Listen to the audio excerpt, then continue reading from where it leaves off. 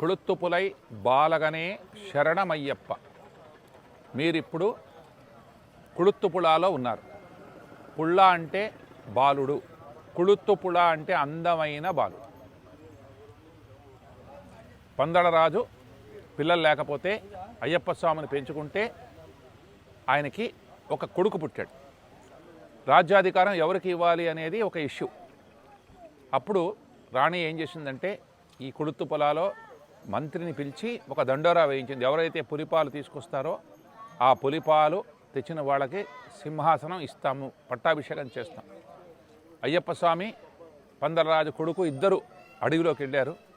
కానీ అయ్యప్ప స్వామి ఒక 100 పులులతో ఇక్కడికి వచ్చాడు. వచ్చి పాలు పితికి ఇచ్చేసి, నేను కాదమ్మా నీ అసలైన కొడుకే సింహాసనం ఎక్కాలి అని చెప్పి ఆ సింహాసనం అప్పగించిన ప్రదేశం ఇది. అందమైన బాలుడు, చిన్న బాలుడు కూడా అంత ప్రజ్ఞాశాలిగా అన్ని పులుల్ని హ్యాండిల్ చేసి తీసుకొచ్చాడు కనుక ఇక్కడ ఆయన సాక్షాత్ గురుస్వరూపం. ఇక్కడ ఆ గురువు అనేవాడు చిన్న పిల్లాడు కానివ్వండి, పెద్దవాడు కానివ్వండి, ఎవరన్నా కానివ్వండి, గురువు గురువే. సద్గురునాథరే శరణమయ్యప్ప అని మనం అంటాం. ఆ గురువు అనేవాడు మీకు బహుముఖ ప్రజ్ఞాశాలిగా చేస్తాడు.